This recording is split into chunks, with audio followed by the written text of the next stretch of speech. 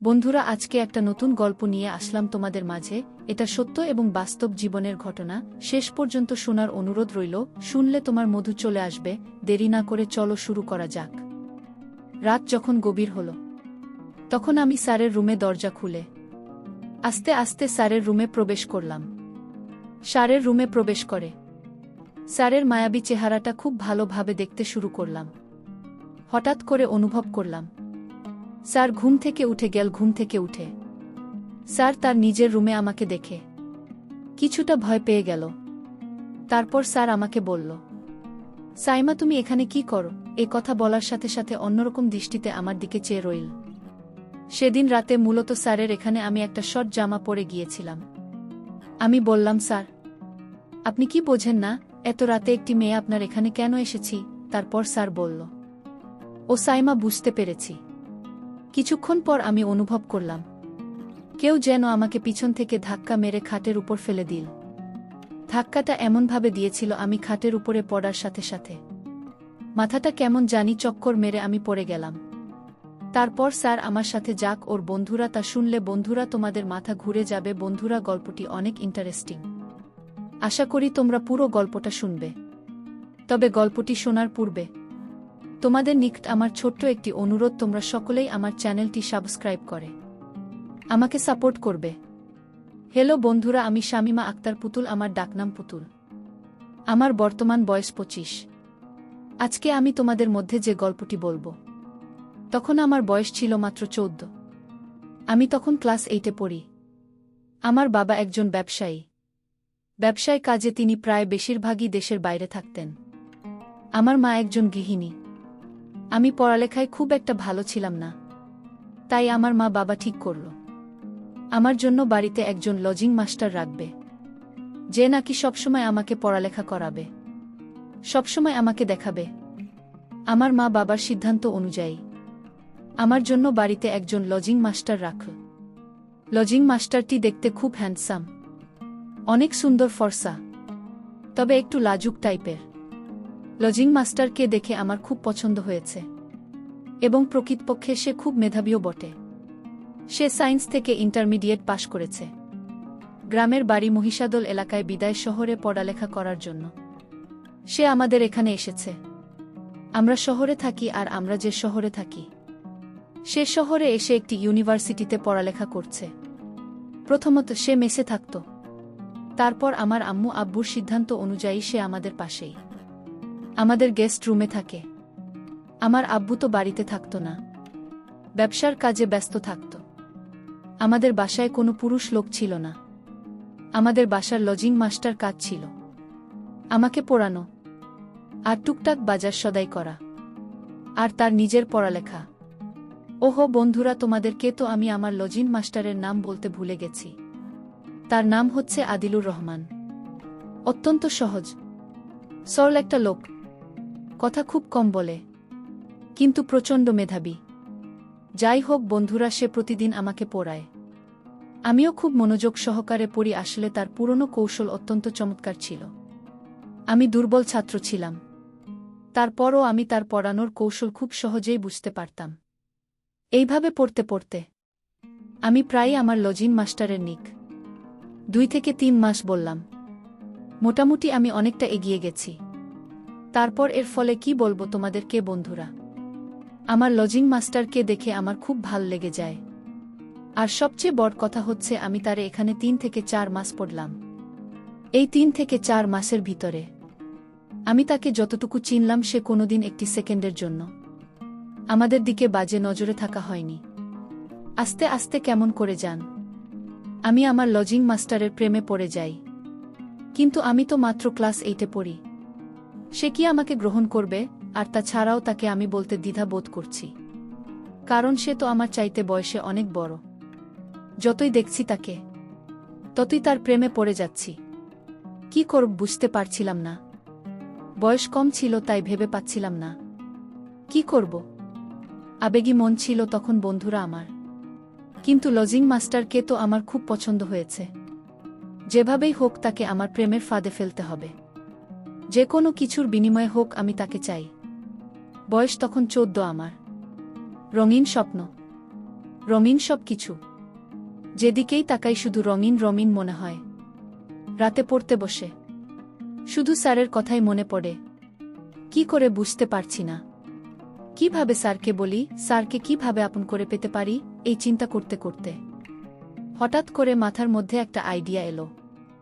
ভাবলাম স্যারের সাথে আমার এমন কিছু করতে হবে যাতে স্যার আমার প্রতি আকৃষ্ট হয়, আমার দিকে ভালোবাসার নজরে তাকায়, মায়া নজরে তাকায়। তাহলে হয়তো স্যারকে আমার পক্ষে দুর্বল করা সম্ভব। পরের দিন আমি একটি জিন্সের প্যান্ট আর একটি টি শার্ট পরলাম, যাতে আমাকে খুব আকর্ষণীয় লাগে। আমার সবকিছু যেন খুব ভালো করে বোঝা যায়, সে যাতে আমাকে খুব ভালো করে অনুধাবন করতে পারে যে চিন্তা সেই কাজ। পরের দিন খুব ফ্রেশ হয়ে খুব ভালো করে সেজেগুজে, মানে নিজেকে খুব আকর্ষণীয় করে স্যারের সামনে পড়তে বসলাম। আর সেই সাথে একটি বিদেশি সুগন্ধি আমার জামাতে খুব ভালো করে লাগিয়েছিলাম। আমি স্যারের কাছে পড়তে গেলে স্যার আমার গায়ের এত সুন্দর সুগন্ধি দেখেই একটু ভালো করে নিঃশ্বাস নেওয়ার চেষ্টা করছি। আর আমি যে এত সুন্দর করে সাজুগুজু করে আমার আকর্ষণীয় সবগুলো যাতে বোঝা যায় এমনভাবে সাজগোজ করে গেলাম। তাদেরকে স্যার আমার দিকে হা করে তাকিয়ে রইল। আমি বললাম, স্যার কি দেখছেন? তখন স্যার একটু তো খেয়ে গেল। তখন আমি স্যারকে একটু মজা করে বললাম, স্যার দেখুন, একটু ভালো করে দেখুন আপনার রাজকুমারীকে। আপনি চাইলেই রাজকুমারের মালিক হতে পারেন। আপনার জন্য সকল দুয়ার খোলা। আমার মুখ থেকে এরকম ধরনের কথা শুনে সার্জেন একটু শরম ঘাবড়ে গেল। এত লাজুক টাইপের মানুষ আমি আমার জীবনে দেখি নাই। যাই হোক, সেদিন পড়তে বসে স্যার আমার দিকে অপলক দৃষ্টিতে মাঝে মধ্যে দেখলাম তাকিয়ে রইল। মনে মনে ভাবলাম, আমার ওর সাথে কাজ হয়েছে। এভাবে স্যারকে আমি আমার প্রতি আকর্ষিত করার চেষ্টা করছি, কিন্তু স্যার তার দিক থেকে ছিল খুব অটল। এভাবেই চেষ্টা করতে করতে প্রায় 3 থেকে 4 মাস চেষ্টা করলাম। তারপরও স্যারকে কোনোভাবেই আমার প্রেমের ফাঁদে ফেলতে পারি নাই। তারপর একদিন ভাবলাম, যেভাবেই হোক আমি আমার লজিং মাস্টার অর্থাৎ আমার স্যারকে আমার প্রেমে ফেলতে হবে কোনোভাবেই। যখন আমি আমার স্যারকে আমার প্রেমের ফাঁদে ফেলতে পারছিলাম না, তখন বাধ্য হয়ে একদিন গভীর রাতে স্যারের রুমে গিয়ে আমি প্রবেশ করলাম। আস্তে আস্তে আমি দরজা খুলে প্রবেশ করলাম। তখন আমার আব্বু আম্মু ভাই বোন সবাই ছিল ঘুমানোর অবস্থায়। স্যারের রুমে ঢুকে প্রথমত আমি লাইটটা অন করলাম। লাইটটা অন করে ঘুমানো অবস্থায় ঘুমন্ত মুখটার প্রতি খুব ভালো করে নজর দিয়ে অনেকক্ষণ চেয়ে রইলাম। আমি যখন স্যারকে দেখতে ব্যস্ত মায়ের নজরে অনেকক্ষণ ছিলাম। চেয়ে থাকার কিছুক্ষণ পর দেখলাম লাইটের আলোতে স্যারের ঘুম ভেঙে যায় এবং সে চোখ মিলিয়ে আমাকে দেখতে পায়। গভীর রাতে তার রুমে আমাকে দেখে সে খুব ভয় পেয়ে যায়। আমাকে দেখে সে কাপা কাপা গলায় বলতে থাকে, পুতুল, তুমি এখানে কি করছো? যাও, এখান থেকে যাও। কেউ দেখে ফেললে আমার কলঙ্ক হয়ে যাবে, আমার বদনাম হয়ে যাবে। আমি বললাম, স্যার, আপনি কি আমার মনের ভাষা বোঝেন না? আপনি কি আমার আবেগ বোঝেন না? আপনি কি আমার ভালোবাসা বোঝে না? এত রাতে একটি মেয়ে কেন আপনার কাছে এসেছে আপনি বোঝেন না, নাকি বুঝেও না বোঝার ভান করছেন? আর কত কষ্ট দেবেন আমাকে? আজকে যদি আপনি আমার ভালোবাসা গ্রহণ না করেন, তাহলে আমি আর এখান থেকে যাব না, কোনোভাবেই যাবে না। যা হবার হোক। আমি আপনাকে ভালোবাসি, মন থেকে ভালোবাসি। আপনি আমার অন্তরে জিতে গেছেন। আপনাকে ছাড়া আমার বাঁচা সম্ভব না। আমি অনেক চিন্তা করে দেখেছি, আমার মান সম্মানের চাইতে আপনি বড়। আপনাকে হারালে আমি শেষ হয়ে যাব। আমার মুখ থেকে এরকম ধরনের কথা শুনে স্যার শুধু হা করে তাকিয়ে রইল, কিছুই বলল না। কিছুক্ষণ চুপ করে থাকার পর স্যার আমাকে বলল, আচ্ছা সাইমা, তুমি এবার যাও। আমি বিস্মিত, কালকে ভেবে দেখছি। আমি বললাম, না, কালকে না, আপনাকে যা বলার আজকে বলতে হবে, না হলে আমি এখান থেকে যাব না। আমার এই একঘেয়েমি দেখে স্যার আমাকে বলল, আচ্ছা ঠিক আছে শ্যামা, যাও, আমি তোমাকে ভালোবাসি, এবার তুমি যাও। আমি বললাম, না, আপনার মুখের কথায় আমি বিশ্বাস করি না। আপনি যে আমাকে ভালোবাসেন এর একটি প্রমাণ আমাকে দিতে হবে, নইলে আমি এখান থেকে যাব না। আমার কথা শুনে স্যার খুব হতবাক হয়ে বলল, আচ্ছা ঠিক আছে শ্যামা, কি করলে তুমি বিশ্বাস করবে আমি তোমাকে ভালোবাসি? তারপর আমি বললাম, স্যার, আপনি আমার সাথে আজকে রাতে একটি কাজ করতে হবে। যদি এই কাজটি করেন তাহলে ভাববো আপনি আমাকে ভালোবাসেন। আপনি আমাকে কোনোদিন ছেড়ে চলে যেতে পারবেন না। তখন স্যার আমাকে বলল, কি কাজ চাই মা? কি করলে তুমি খুশি? তারপর আমি স্যারকে বললাম, স্যার, এই গভীর রাতে একটি ছেলে একটি মেয়ে একাকিত্বে একটি রুমে কি চাইতে পারে তা আপনি বোঝেন না। স্যার আমাকে বলল, শ্যামা প্লিজ, আমার মাথায় এখন কোনো কাজ করছে না। কি চাও তুমি, আমাকে একটু খুলে বলো। আসলে আমার স্যার যে এত বোকা তা আমি কখনো কল্পনাও করতে পারি নাই। এত বয়স হয়ে গেছে, কিন্তু প্রেম কি জিনিস, আবেগ কি জিনিস, কিছুই তার মধ্যে নেই। আমি ভাবলাম এটাই তো আমার জন্য ভালো হলো। তার এখানে আমি আমার প্রেমের ফুল ফুটিয়ে তুলব, যেখানে রাজত্ব করব শুধু আমি একলা। তারপর আমি স্যারকে বললাম, ও স্যার, তাহলে আপনি কিছুই বুঝতে চান না? আপনি আমার সাথে কি করতে হবে তাই তো? আচ্ছা ঠিক আছে, আপনি আপনার মোবাইলটা দেন, আমি আপনাকে বুঝিয়ে দিচ্ছি। আপনি আমার সাথে এখন এই মুহূর্তে কি করলে আমি খুশি। তারপর স্যার বাধ্য ছেলের মত তার মোবাইলটা আমার এখানে দিয়ে দিলেন। আমি একটি সাইটে ঢুকলাম। ঢুকে গিয়ে আমি থাকি কিছু অন্যরকম ভিডিও ফুটেজ দেখালাম। স্যার এইসব ভিডিও ফুটেজ দেখানোর পর স্যার এর মধ্যে একটু অন্যরকম অনুভূতি আমি লক্ষ্য করলাম। তারপর স্যার আমাকে বলল, শায়মা তুমি এত কিছু জানো কিভাবে? আমি বললাম, স্যার, আমি একটা উন্নত ফ্যামিলিতে বড় হয়েছি, আর দুনিয়ার এই সব কিছু আমি খুব ভালো করে জানি। আমার অভিজ্ঞতা আর এক্সপেরিয়েন্স দেখে স্যার তো অবাক হয়ে গেল।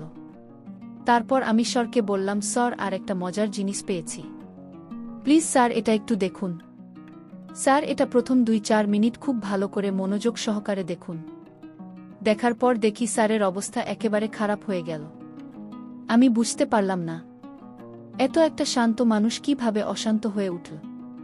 কিছুক্ষণ পর স্যার এর মধ্যে ভিন্ন এক রূপ দেখতে পেলাম, যে রূপটাই মূলত আমি স্যারের কাছ থেকে প্রতিনিয়তই আশা করতাম। প্রথমত আমি ভেবেছিলাম স্যার হয়তো খুব সহজ সরল, সে খুব একটা বেশি বোঝে না। কিন্তু যখন তার পুরোপুরি অভিজ্ঞতাটা আমার এখানে প্রয়োগ করুন, তখন আমি বুঝতে পেরেছিলাম সে কত ভয়ানক, কিভাবে তছঞ্চ করেছিল আমাকে 1 থেকে 2 ঘন্টা। আসলে বন্ধুরা, আমার আবেগ একটু বেশিই ছিল। খুব কম বয়সে অনেক আবেগী হয়ে গিয়েছিলাম। প্রথমে ভেবেছিলাম আমি হয়তো অনেক শক্তিশালী, আমার সাথে স্যার হয়তো কোনোভাবে পারবে না। কিন্তু স্যার যখন আমার এখানে আক্রমণ আনতে শুরু করল, তখন আমি বুঝতে পারলাম তার আক্রমণ কত হিংসাত্মক, কত ভয়ঙ্কর, কত রোম্যান্টিক ছিল। সে যখন তার পরিপূর্ণ পাওয়ার আমার এখানে প্রয়োগ করেছিল, তখন আমার কাছে মনে হয়েছিল আমার দম বন্ধ হয়ে যাচ্ছে। তবু আমি তার প্রেমের পূজারী ছিলাম। এইভাবে তার কাছ থেকে প্রথম দিন আমি আমার অধিকার আদায় করেছিলাম। তারপর থেকে তার এখান থেকে কিছুটা লজ্জা শরম কমে গিয়েছিল। বিশেষ করে আমার প্রতি। সে তো প্রতিদিন রাতে আমাকে খুঁজত, আমিও তাকে খুঁজতাম। শেষ পর্যন্ত 2টি দেহ ছিল, কিন্তু মন ছিল একটি। তাকে ছাড়া আমার কিছু ভাল লাগত না, আমাকে ছাড়া তার কিছু ভাল লাগত না। এভাবে চলতে চলতে তার সাথে আমার বারবার ঘনিষ্ঠ হতে হয়েছে। একটা পর্যায়ে গেল সে আমাকে ছাড়া একটা মুহূর্ত চলতে পারে না, আমিও তাকে ছাড়া একটা মুহূর্ত চলতে পারি না। এভাবে চলতে চলতে 2 থেকে 3 মাস পর হঠাৎ আমি অসুস্থ হয়ে পড়ি। আমার মধ্যে কেমন জানি বমি বমি ভাব আসে। তারপর ডাক্তারের কাছে গেলে ডাক্তার আমাকে বলে আমি নাকি সন্তান সম্ভবা। বিষয়টি আমার আম্মু শুনে হতবাক হয়ে গেল আর বলল, শায়মা, কে তোর এত বড় সর্বনাশ করেছে? আর তুই বা কি করে আমার মেয়ে হয়ে এমন একটা কাজ করলি? লোকসমাজে এখন আমি মুখ দেখাব কি করে? তারপর আমি আম্মুর কাছে বিষয়টি সম্পূর্ণ খুলে বলি। তারপর আমার আম্মু আব্বু আর কি করবে? আর তো কিছু করার নেই, যা হবার তা হয়ে গেছে। তারপর আমার আম্মু আব্বু মিলে আমাকে স্যারের সাথে বিয়ে দিয়ে দিলেন। কিছুদিন পর আমাদের ঘর উজাড় করে একটি কন্যা সন্তান জন্ম নিল। কন্যা সন্তান পেয়ে আমি, আমার স্বামী এবং আমার আত্মীয় স্বজন সবাই খুশি। সবকিছু মিলিয়ে বন্ধুরা, এখন আমি মোটামুটি সুখে আছি। কিন্তু মনের ভেতর কিছুটা কষ্ট। এত অল্প বয়সে আমি সন্তানের মা হয়ে গেলাম। সন্তানকে দেখাশোনা, সংসার দেখাশোনা, এক কথায় পরিবারের মধ্যে আমার জীবনটা বন্দি অবস্থায় কাটে। জীবনের সমস্ত স্বপ্ন, লেখাপড়া, চাকরি বাকরি সব কিছু মাটি হয়ে গেল শুধুমাত্র একটি ভুলের কারণে। যাই হোক বন্ধুরা, তো ভালোই আছি। তোমরা সকলে আমার জন্য দোয়া করবেন। আমার কলিজার বন্ধুরা, গল্পটি থেকে তোমরা কি শিক্ষা পেলে তা নিশ্চয়ই তোমরা কমেন্ট করে আমাকে জানাবে। বন্ধুরা, আজকে এই পর্যন্তই, আবারও আসব তোমাদের মধ্যে নতুন কোনো ভিডিও নিয়ে। ভিডিওটি যদি তোমাদের ভালো লাগে তাহলে একটি লাইক দাও। প্রতিদিন আমি তোমাদেরকে একটা করে নতুন গল্প উপহার দিব, তাই তোমাদেরকে অনুরোধ করে বলছি, তোমরা যদি এরকম ধরনের ইন্টারেস্টিং গল্প পেতে চাও তাহলে দয়া করে আমার চ্যানেলটি সাবস্ক্রাইব করো। পরিশেষে তোমাদের সকলের সুস্বাস্থ্য কামনা করি। ভিডিওটি দেখার জন্য তোমাদের সকলকে অসংখ্য ধন্যবাদ।